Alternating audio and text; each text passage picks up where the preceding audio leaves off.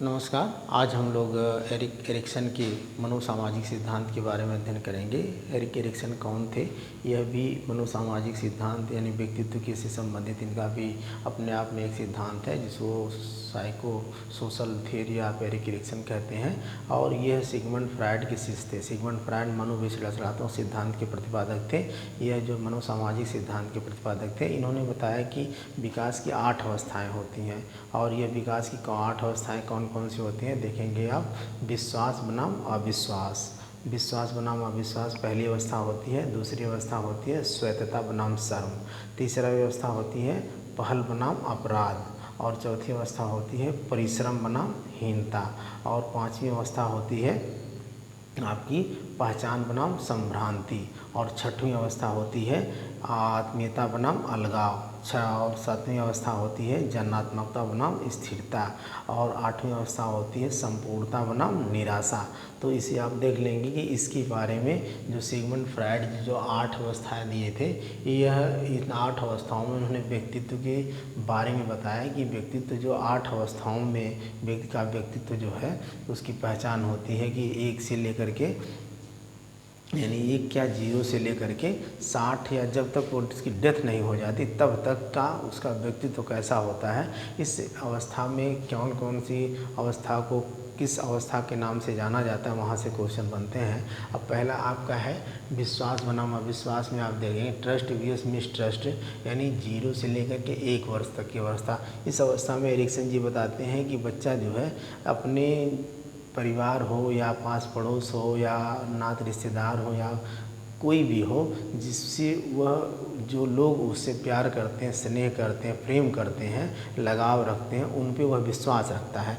और जो लोग उससे प्यार स्नेह लगाव प्रेम नहीं करते हैं उन पर वह विश्वास नहीं करता है। तो 0 से लेकर के यानी पैदा होने के बाद से लेकर के 1 वर्ष तक बच्चा जो है उन्हीं पे विश्वास करता है जिससे वह प्रेम स्नेह और प्यार करते हैं जो लोग उसे, और उन लोगों पे वह विश्वास नहीं करता जो लोग उसे नफ़रत करते हैं, ईर्ष्या करते हैं, डांटते हैं उसको, उससे प्यार नहीं करते हैं। तो दूसरी अवस्था आप देखेंगे स्वायत्तता बनाम शर्म, ऑटोनॉमी वियस सेम या डफ्ट। तो 1 से लेकर के 3 वर्ष तक की अवस्था होती है। इस अवस्था में क्या होता है कि बच्चा स्वतंत्र रहना चाहता है यानी स्वायत्त रहना चाहता है, लेकिन उसे यह भी रहता है कि अगर कोई कार्य कर रहा हूँ, खेल रहा हूँ या कहीं परिवार में पास पड़ोस में, तो उसे जो है स्वतंत्रता बनाम शर्म की भी फीलिंग होती है। कोई डांट देगा, कोई हंस देगा या कोई इस तरीके से जो है जहाँ बच्चा अपने मन से जा रहा है तो उसको यह रहता है कि पीछे से कोई बुला दिया, कोई डांट दिया, तो वह फील करता है कि स्वतंत्र रहता है, जो भी उसकी इच्छा रहती है वो करता है, लेकिन उसके साथ साथ उसके अंदर जो है एक तरीके से सेम यानी शर्म या डप्ट की भी रहता है, संदेह भी रहता है उसको कि कोई मुझे कोई रोक टोक ना दे। अगला आपकी अवस्था होती है जो पहल बनाम अपराध, इनिशिएटिव वियस गिल्ट। ये 3 से 5 वर्ष की अवस्था होती है। इस अवस्था को खेल की अवस्था कहते हैं। इसमें बच्चा छोटे छोटे खेल खिलौने जो 3 से लेकर के 5 वर्ष तक की अवस्था में खिलौनों के साथ खेलना और अपने छोटे छोटे जो परिवार के हों, पास पड़ोस के हों, अपने घर के हों, बच्चों के साथ खेलना शुरू कर देता है। और इस अवस्था को खेल की भी अवस्था कहते हैं। इस अवस्था में बच्चा जो है किसी कार्य को करने के लिए पहल करता है, खेलने के लिए हो गया या कहीं कुछ करने के लिए उसकी पहल करता है, लेकिन उसको यह भी वहाँ भी यह उसको भय रहता है कि कहीं अगर मुझे कोई गलती हो गई तो मुझे लोग डांटेंगे, मुझे लोग तुरंत रोक देंगे। तो इस तरीके से वो पहल करता है। उसका व्यक्तित्व इस तरीके का होता है। कोई भी कार्य हो, देखिएगा उसके पापा जो कार्य कर रहे हैं वो अभी वहाँ जा कर के करने लगेगा।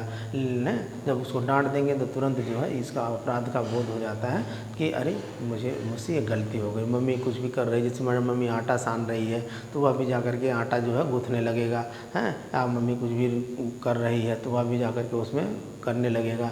भाई बहन है, यानी परिवार के लोग, पास पड़ोस के लोग, दोस्त यार के लोग छोटे छोटे जो है कहीं भी कोई कार्यक्रम देख रहा है तो वो भी आकर के उसको जो है उसकी पहल वह करने लगता है। अगला आपकी मेहनत बनाम परिश्रम, मेहनत या परिश्रम बनाम हीनता, इंडस्ट्री वियस इन्फीरियरिटी, जो 5 से लेकर के 12 वर्ष तक की अवस्था होती है।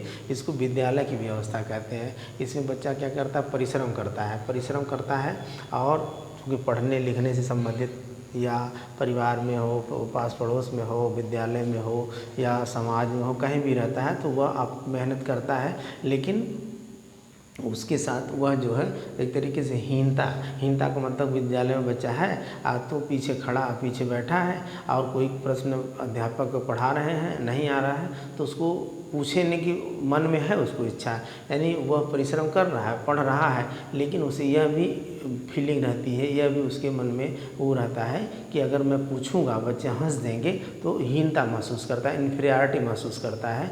तो इस तरीके से वह किसी चीज़ के कार्य करने के लिए, चाहे पढ़ाई हो चाहे घर का काम हो, वो करने के लिए परिश्रम करेगा, मेहनत करेगा, लेकिन उसके साथ साथ उसके मन में यह हीनता की भावना जो है भरी रहती है कि कहीं न कहीं जो है अगर कुछ सफल नहीं हुआ तो मुझे जो है हीनता की भावना होगी। इसे विद्यालय की अवस्था कहेंगे, या भी आप याद रखेंगे किसको, मेहनत या परिश्रम बनाम हीनता, इंडस्ट्रियस इन्फीरियरिटी। 5 से 12 वर्ष तक की अवस्था को जो है एरिक्सन जी विद्यालय की अवस्था कहते हैं। वैसे तो आप देखेंगे अब तो लोअर केजी, अपर केजी, नर्सरी 3 से ही बच्चा पढ़ने जा रहा है, लेकिन पहले 5 के बाद यानी कक्षा 6 से कक्षा 1 में 6 साल की उम्र होने के बाद विद्यालय, 5 वर्ष होने के बाद विद्यालय बच्चा जाता था। तो यहाँ पे वो पहले की ये चूँकि सिद्धांत इनका है तो यहाँ क्वेश्चन यही से आएंगे कि खेल की अवस्था कौन सी होगी, पहल बनाम अपराध, विद्यालय की अवस्था कौन सी होगी, मेहनत बनाम हीनता यानी परिश्रम बनाम हीनता। ठीक है, अगला है पहचान बनाम संभ्रांति। पहचान बनाम संभ्रांति को 12 से लेकर 18 वर्ष तक, वो बच्चा जब 12 से लेकर 18 वर्ष की अवस्था में रहता है जिसे किशोरावस्था कहते हैं। ये किशोरावस्था को तूफान और संघर्ष की अवस्था भी कहा गया। और तूफान और संघर्ष की अवस्था किसने कहा, इसको तूफान और संघर्ष की अवस्था स्टैनले हॉल जी ने कहा। इसका भी क्वेश्चन आपके आता है कि तूफान और संघर्ष यानी बच्चा जो है उस समय अपने मन की, उसके अंदर इतना तेज़ी के साथ शारीरिक और मानसिक विकास होता है कि बच्चा किसी के बस का रहता ही नहीं। ये तूफान और संघर्ष की अवस्था का बच्चा अगर कंट्रोल कर लिया, किशोरावस्था में अपने आप को समझ लिया, तो बच्चा किसी भी क्षेत्र में वह जाएगा तो उस क्षेत्र में उसको सफलता मिलेगी ही मिलेगी। यह एक तरीके से बनने और बिगड़ने की भी अवस्था होती है। तो एक तरीके से बच्चा के अंदर जो है ईगो बहुत ज़्यादा होता है, वह अपनी बात को ही मनवाने का प्रयास करता है। वीर पूजा की भी अवस्था इसे कहते हैं। तो ये तो खैर उसमें था कि अवस्था के बारे में, लेकिन यहाँ पे देखेंगे आप कि पहचान बनाम संभ्रांति यानी बच्चा अपनी पहचान, चाहे वो विद्यालय में हो, चाहे परिवार में हो, चाहे समाज में हो, कहीं भी हो, कोई भी काम कर रहा हो, विद्यालय में पढ़ाई का काम हो, परिवार में या समाज में कोई ऐसे फंक्शन हो, तो वहाँ वो अधिक से अधिक सक्रियता से भाग लेगा और अपनी पहचान बनाना चाहेगा। लेकिन उसके अंदर यह भी थोड़ा सा भय रहेगा, वह की स्थिति रहेगी, संभ्रांति रहेगी, उसके अंदर रूल कन्फ्यूजन, मतलब अपने मन में यह कन्फ्यूजन रहेगा कि मैं कर रहा हूँ, अगर सही नहीं हुआ तो लोग मुझे फिर कहेंगे तो तुमने ये काम किया था और तुमने अच्छा नहीं किया। तो यहाँ यह भी उसको अपनी पहचान बनाने, अपनी प्रशंसा लेने की का व्यक्तित्व तो उसके मन में रहता है। लेकिन यहाँ उसको यह भी रहता है कि अगर यह मेरा काम अच्छा नहीं हुआ तो वहाँ पर उसके मन में रहता है कि लोग मुझे जो है अच्छा नहीं कहेंगे, हैं, तो अपनी पहचान मेरी नहीं बनेगी, मेरी खराब पहचान बनेगी, इसलिए उसको संभ्रांति यानी वहाँ की भी अवस्था कहा गया। अगली अवस्था आपकी है अलगाव बनाम आत्मीयता बनाम अलगाव, इंटीमेसी वियस आइसोलेशन, जो 18 से लेकर के 35 या 40 वर्ष की अवस्था, कहीं कहीं 18 से लेकर के 35 वर्ष दिया है, कहीं कहीं 18 से लेकर 40 वर्ष। तो आप देखेंगे 18 से लेकर के 35 भी अगर आता है तो भी सही लगा लेंगे, आत्मीयता बनाम अलगाव, या 18 से लेकर के 40 वर्ष है तो इसे भी आप लगा लेंगे। इस अवस्था को याद रखेंगे सच्ची दोस्ती और सच्ची दुश्मनी की अवस्था कहते हैं, आत्मीयता बनाम अलगाव को, क्योंकि इस अवस्था में बच्चा जो है जिससे उसे आत्मिक प्यार हो जाता है, अपने दिल की बात वो बताता है, कोई दोस्त हो या पत्नी हो या कोई फ्रेंड, इस तरीके से गर्लफ्रेंड हो, जिसे भी हो, तो उससे वो सच्चा दोस्त बना लेता है और अपने दिल की बात बता करके, अपने आत्मिक सुख की बात बता करके उसके साथ वह लगाव बना लेता है। और जो लोग उसे ईर्ष्या, नफरत और जलन करते हैं उनसे वह दुश्मनी भी कर लेता है, उनसे वह दूर रहना चाहता है। इस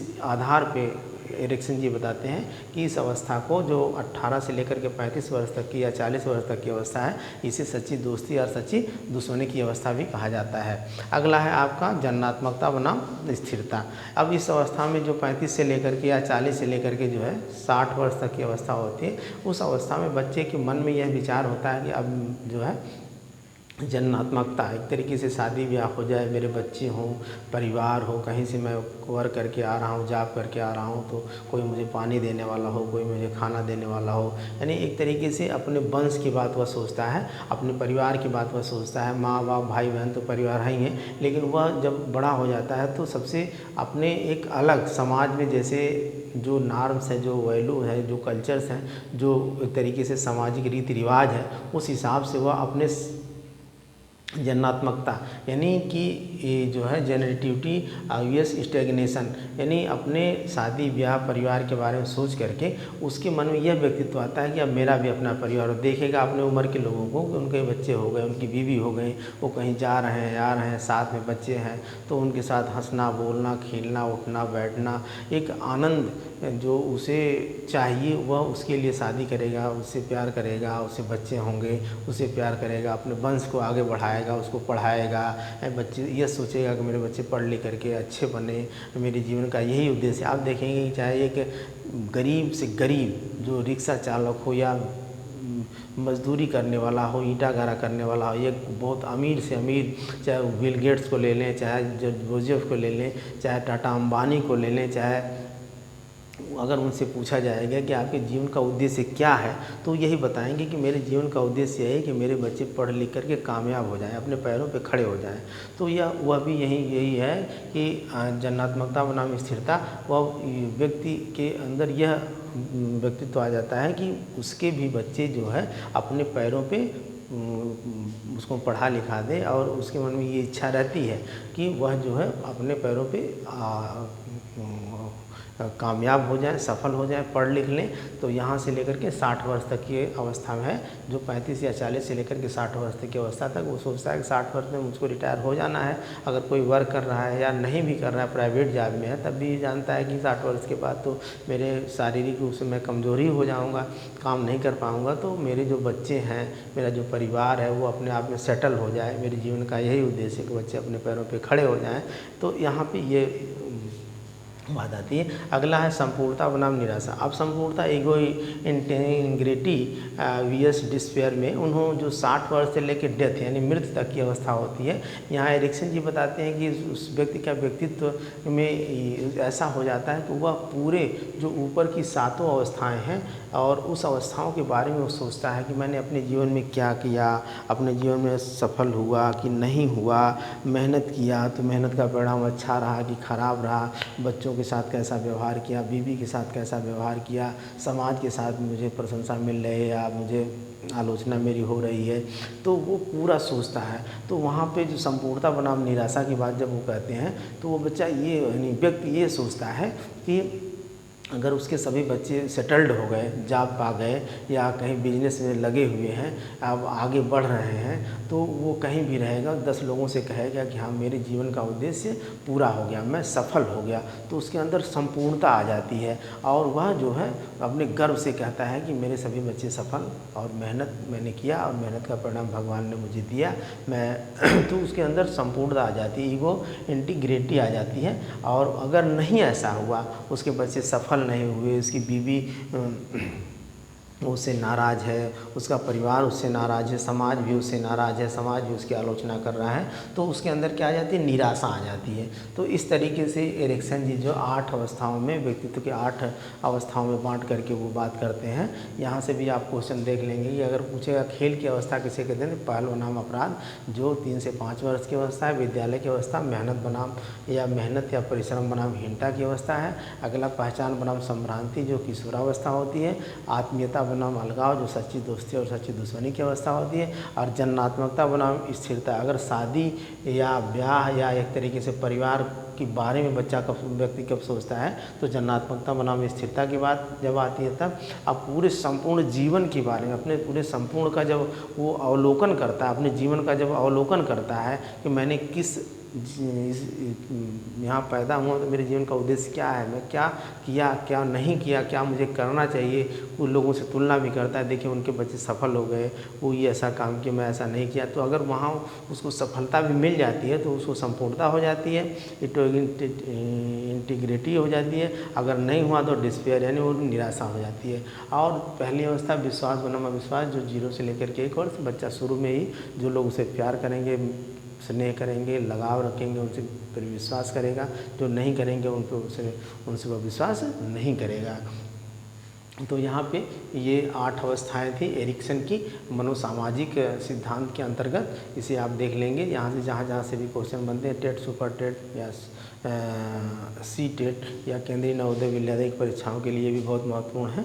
तो यहाँ से आप देख लेंगे, इसको लाइक कर लें और सब्सक्राइब करें और धन्यवाद।